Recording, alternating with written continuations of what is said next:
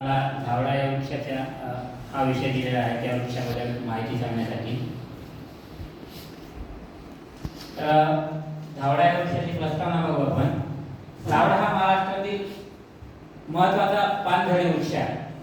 आता पानझडी म्हणजे काय की त्याची पानं झडून जातात आणि आर्थिक व पर्यावरणीय दृष्ट्या उपयुक्त असं धावडा हा वृक्ष आहे.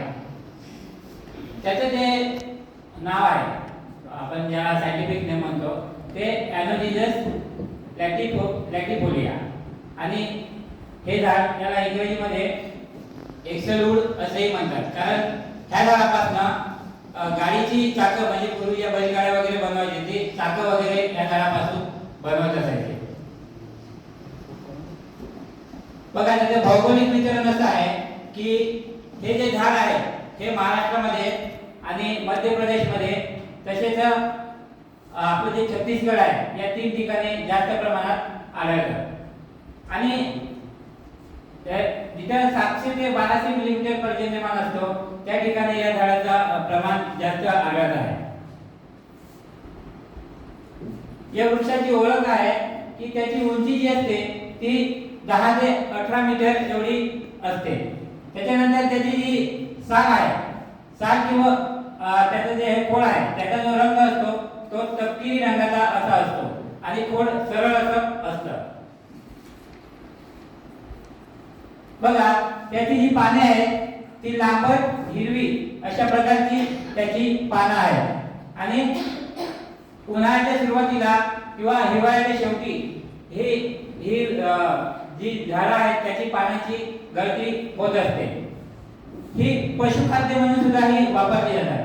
जसे की इकडे आपण शेळी इकडे हे अन्न वगैरे दाखवलेले आहे ते हे झाडाचे पानं खात असतात. फुले व फळे याची जी फुले आहेत ती अशा पांढऱ्या प्रकारची अशी त्याची फुले आहेत आणि त्याची जी फळे आहेत ती अशी गोलाकार कॅप्सूल टाईपची त्याची फळे असतात. एप्रिल व मे मध्ये हे येत असतात. लाकडाचे गुणधर्म. आता झाड म्हटलं की आपण पहिला म्हणतो की लाकूड महत्त्वाचं काय आहे की लाकूड. मग ते लाकडाचे गुणधर्म त्याचं जे लाकूड आहे ते अतिशय मजबूत आणि टिकाऊ असं आहे आणि त्याला कीड लागत नाही. कीड प्रतिकारक असं ते लाकूड आहे. बघा त्याचे जे आर्थिक उपयोग आहे ते इकडे आपण लाकडाचं घर दाखवलेलं आहे. लाकडाचं घर बांधण्यासाठी त्याचा लाकडाचा वापर केला जातो. तसेच काही अवजारे शेती उपयोगी वगैरे याच्यासाठी केला जातो व जळणासाठी आपण त्याचा वापर करत असतो. औषधी म्हणून सुद्धा धावडा या वृक्षाचा उपयोग आहे. तो असा की कुष्ठरोग धावड्याच्या सालीची काढा किंवा चूर्ण कुष्ठरोगावरील उपचारात वापरले जाते. तसेच त्वचेवर येणारी जी जळजळ असते आणि लालसरपणा कमी करण्यासाठी या वृक्षाचा उपयोग होत असतो. सोबतच जखमा भरून काढण्यासाठी धावड्याच्या सालीचा लेप लावला जातो. यात जंतुनाशक असे गुणधर्म असतात. त्वचेला येणारी खाज थांबवण्यासाठी धावड्याच्या पानाचा किंवा सालीचा रस उपयुक्त असा ठरतो. पर्यावरणात धावड्या वृक्षाचं काय महत्त्व आहे तर हे समजून घेताना धावडा हा मातीची धूप रोखतो, कार्बन शोषण करतो. म्हणजे बघा इकडे carbon sequestration trees take in carbon dioxide CO2 during photosynthesis. म्हणजे हे धावडा हे जे झाड आहे ते त्याचं फोटोसिंथेसिस म्हणजे स्वतःचं अन्न तयार करताना जे वातावरणामधील जे कार्बन घेतात ते कार्बन ते भरपूर प्रमाणात साठवून ठेवतं. कार्बनचा जो स्टोरेज आहे हे झाडामध्ये त्याच्या पानामध्ये खोडामध्ये मुळामध्ये म्हणजे झाडाच्या सर्वच पार्टमध्ये हा जो धावडा वृक्ष आहे हा साठवून ठेवतो. ज्यावेळेस धावड्या वृक्षाचे खोड वगैरे ज्यावेळेस ते सडतात तेव्हा ते मातीमध्ये मिक्स होतात आणि मातीमध्ये मिक्स झाल्यामुळं ते अजून मातीची आपल्याकडे धूप वाढत असते.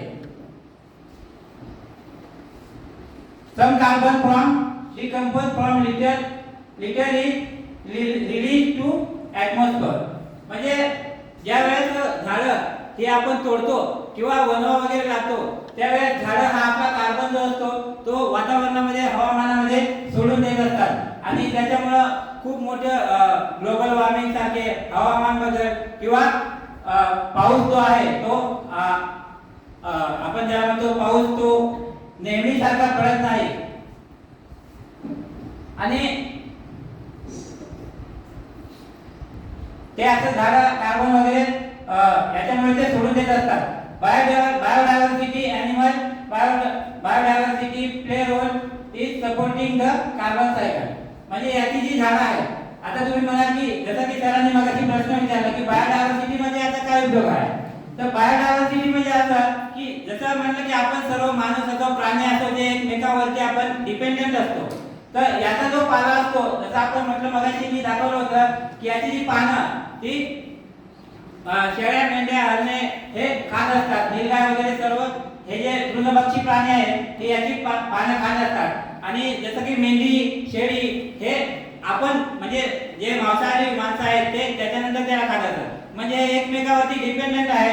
म्हणून हे बायोडायव्हर्सिटी मध्ये त्याचा जो पालापाचोळा खाली चढतो तोही जमिनीसाठी पोषक ठरत असतो.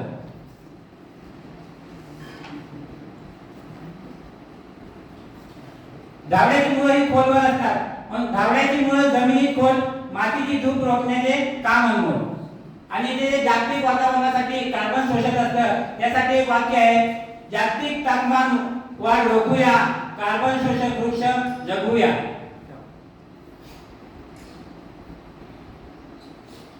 बघा आता त्याचं संवर्धन, झाड म्हटलं की सर्वात प्रथम आपल्याला संवर्धन ही संकल्पना सुचली पाहिजे. तर संवर्धन आपण कसं कराल, तर ही जी आजकाल तोड होते, जंगलाची तोड होते, याच्यामुळे वातावरणामध्ये जास्त दुष्परिणाम होत आहे, ती जंगलतोड आपण सर्वप्रथम नियंत्रणात आणली पाहिजे आणि जे आता कार्बन शोषक जास्त असल्यामुळे किंवा अजून जे पर्यावरणीय दृष्ट्या महत्त्वाचे वृक्ष आहेत त्याची आपण रोपवाटिका वगैरे केली पाहिजे.